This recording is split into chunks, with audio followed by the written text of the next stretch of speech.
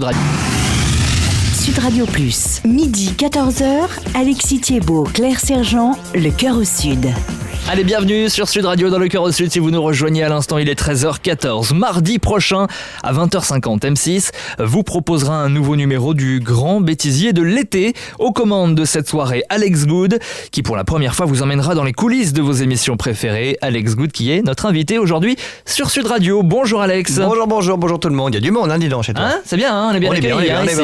Il fait chaud, mais c'est bien, on est bien. Il fait chaud, on est au sud. Mais c'est l'été, on essaie de vous immerger. On dirait le sud, le temps dure longtemps et tout ça. Voilà, exactement. Alex Good, mardi prochain, 20h50 sur M6 pour ce Grand Bêtisier de l'été. Vous êtes parti à la rencontre des animateurs de la chaîne. On se vous voit, alors voyons-nous. Alors oui, mon cher Alexis, nous sommes partis. oui, en fait, on est parti. Je voulais changer un petit peu. Ça fait maintenant 4 ans et demi que je fais les bêtisiers sur la chaîne. Donc c'est vrai que à chaque fois, j'essaie de changer un peu. Alors les 3, 4, 5, 6 dernières fois, je faisais venir les gens en plateau et on faisait des petits sketchs et tout ça. Et puis là, je me suis dit, j'ai vraiment envie de changer. Et j'ai proposé à Bibiane que j'aille directement sur les émissions. Bibiane étant la directrice des programmes d'M6. Voilà. Chère Bibi, comme on l'appelle. Et pas la chanteuse, hein. Mais voilà. Et du coup, elle a accepté en disant why not. Et on est parti. Et c'est devenu le gros délire intersidéral, en fait. Parce que je me suis retrouvé sur le tournage de beaucoup de gens de la chaîne. Les Stéphane Plaza, Stéphane Rothenberg, les Top Chefs, Norbert, Bernard Lavillardière qui nous a fait la gentillesse de faire une séquence qui est un peu cultissime, hein, je vous conseille de la regarder. Si vous pouvez, mardi soir, avec Bernard qui nous explique comment il marche dans Enquête exclusive. Il marche toujours. Oui, c'est l'homme qui marche. C'est l'homme qui marche sans relâche. Et là, il nous explique sa technique un petit peu de roulement à billes, de moonwalk vers l'avant, un peu original. Moonwalk vers l'avant. Il nous montre tout ça. Enfin voilà, c'est vraiment, on s'est vraiment beaucoup amusé. Donc j'espère que les gens vont rigoler aussi en regardant le truc. Avec Stéphane Rothenberg également. Il y a des images sur le site d'M6 où on peut, je crois, voir. On peut voir déjà quelques petits extraits. Vous êtes un grand malade. Avec Stéphane Rothenberg, moi j'ai vu ça avec Stéphane Rothenberg, c'est un fou, il a dû avoir peur quand même. Le truc c'est que alors, on est très très potes avec Stéphane dans la vie aussi, donc on se connaît très très bien.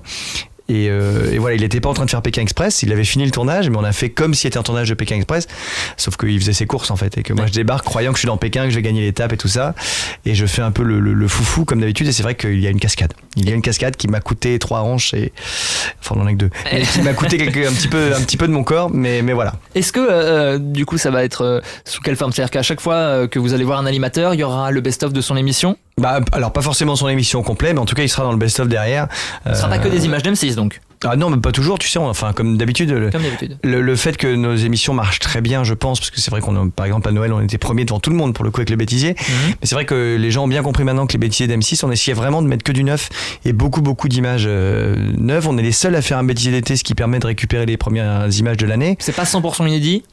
C'est 90% inédit si tu veux, mais ce qui déjà est énorme si tu compares aux autres bêtisiers des autres chaînes. On a beaucoup de choses inédites et puis on espère plein de trucs très drôles, mais on est vraiment content. Donc vous en aviez marre franchement des lancements plateau?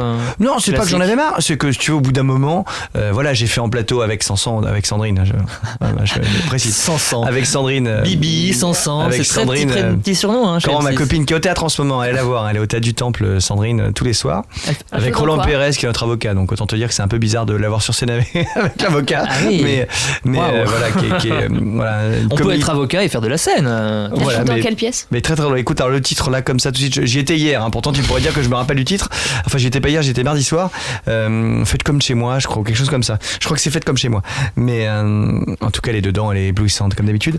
Mais voilà, donc j'ai fait d'abord les bêtises avec Sandrine, après j'ai fait les bêtises tout seul, après j'ai fait les bêtises en venant venir des amis, et c'est juste pour changer. Peut-être qu'à Noël je ferai encore un truc complètement différent. D'accord. Bon, on verra bien, effectivement. Est-ce que ça vous éclate de faire les bêtisiers? Tout m'éclate, moi tu sais, en fait j'accepte une émission quand ça m'éclate. Si ça m'éclate pas, je le fais pas. Donc j'ai un peu la chance Vous refusez donc des choses qu'on vous a proposées à M6? Non, mais c'est déjà arrivé de refuser des trucs, ou de pas être d'accord sur certains points, ou de en tout cas, dès que je fais quelque chose, le principe c'est que j'ai un peu la chance d'écrire les choses moi-même et de travailler moi-même sur mes trucs et de leur donner un peu ma patte, quoi. Voilà, si je sens que je peux pas donner ma patte, pour moi ça a pas trop d'intérêt, donc c'est pour ça que je m'amuse toujours finalement. C'est que dès que je fais quelque chose, tu veux, je me prends la tête pendant X mois pour essayer de me dire tiens, comment on peut le faire pour que ça change. Tu vois, c'est pareil pour le prochain Incroyable Talent qu'on va tourner très bientôt. On va en parler tout à l'heure. Voilà, où j'essaye de me dire tiens, qu'est-ce qu'on peut faire de nouveau. Tu vois, le talent c'est le 5e qu'on fait avec Sandrine, je vais y arriver. Avec Sandrine, et il faut toujours trouver des nouveaux trucs pour que je m'amuse, parce que sinon on s'ennuie, c'est vrai, si on fait la même chose. Donc là on a plein de trucs marrants à faire, vous allez voir. Justement, Sansan, elle est présentée avec vous avant ces bêtisiers. Ouais. Vous êtes tout seul, pourquoi? Elle en avait marre Non, c'est pas qu'elle en avait marre, c'est qu'il s'est trouvé un moment de notre histoire télévisuelle où en même temps qu'on faisait le bêtisier habituel, elle a dû partir sur X Factor. Et elle est partie faire X Factor, et donc du coup elle fait X Factor, mais donc du coup elle pouvait plus faire le bêtisier avec moi, et voilà, et du coup après la chaîne SG, c'était un peu bizarre qu'elle reparte puis qu'elle revienne puis que ça s'en va et ça revient, c'est fait de tout petit rien, tu vois. Ouais. Et du coup ça pouvait être un peu étonnant, et donc du coup après ça m'a échu. Vous avez fait une liste de chansons à caser là pendant la mission? C'est la deuxième en 10 minutes. Pas du tout, Claire, ça n'est pas un défi, mais on pourrait y songer si tu veux. Il y a une idée là quand même. On peut faire. Donc ça y est, c'est vous le maître des bêtisiers sur M6 maintenant, ça fait quelques temps maintenant, mais oui. Pour l'instant, c'est comme ça. Voilà. Après, tu sais, c'est pas moi qui décide. Donc, on verra. Tant que je trouve des nouvelles idées, que ça plaît et qu'on me dit OK. Là, ils étaient pas obligés de dire d'accord. Tu vois, c'est juste que j'ai proposé, ça leur a plu, donc on est parti là-dessus. C'est donc à 20h50 sur M6. Il y aura d'autres bêtisiers durant l'été, ou alors c'est là, il y en a un? Non, c'est le seul bêtisier de l'été. Et puis le prochain, c'est à Noël. Enfin, comme d'habitude, quoi. D'accord. On fait ça maintenant. Ça fait, je dis pas de bêtises, ça fait 4 ans ou 3 ans qu'on fait le bêtisier de l'été, et puis ceux de Noël. En plus, voilà. Vous espérez combien de téléspectateurs pour cette soirée? Non, mais 9 millions. Bien sûr. Je sais pas, comme un programme normal qui marche. 19 millions. Non, mais voilà, écoute, t'as toujours des espérances, mais après, voilà, là, il se trouve que c'est le début des vacances pour les enfants, que c'est mardi soir, que c'est. Enfin, on est vraiment très très contents tous de l'émission. On trouve que c'est limite le meilleur qu'on ait fait en 5 ans, si tu veux. Donc voilà, on espère que ça va marcher. Après, tu sais, maintenant il n'y a plus de soir facile. Tous les soirs, c'est la bagarre. Sans Koukaï, c'est une série télé. Je fais les musiques et les séries télé. Oh là là. Et voilà, donc ça change un peu. Donc on sait jamais, mais on espère évidemment que ça va marcher. Les experts, je peux te faire face une à liste, vous, là, les pour experts. Le quart d'heure d'après. Si tu veux, fais-moi une liste et je cadrerai des trucs. Il y a les experts Manhattan face à vous. Il y a qui sera le prochain grand pâtissier? Ah oui, c'est la nouvelle émission. C'est le début, mais bon, j'espère. C'est pas celle de France 2, ça. Parce que, si, c'est celle de France 2, mais j'espère qu'ils vont starter un peu. Surtout que ça sent un petit peu le meilleur pâtissier d'M6. On était les premiers, mais comme souvent, tu sais. Comme très souvent. Donc non, mais écoute, il y a de la place pour tout le monde. Bon. Le truc, c'est que nous, on a fait un truc drôle. Voilà, donc si vous avez envie de voir un truc drôle, on espère que c'est drôle. Après, les goûts sont dans la nature, les goûts et les couleurs, comme dirait l'autre. Voilà. Ah, ça c'est fait. Il faut les noter, je pense. Pour faire un petit bilan de fin d'interview. Je vais donner les scores à la fin. Mais après, les couleurs. Voilà, nous, on essaye d'être amusants. Voilà. Autre chose qui est amusant pour le coup, c'est ce que vous avez fait dans le film Hôtel Transylvanie. Ça n'a rien à voir, mais vous avez doublé un personnage. C'est exact. J'ai doublé. Ça. Écoute, c'était amusant. Ils m'ont appelé en me demandant si je voulais le faire. J'ai dit why not. Alors après, tu sais, c'est des gros films américains, donc là, ils te retrouvent à faire des essais avec tous les Américains qui te regardent en chien de faïence. Qui c'est celui-là, un peu bizarre. Et du coup, tu flippes méchamment mes mères.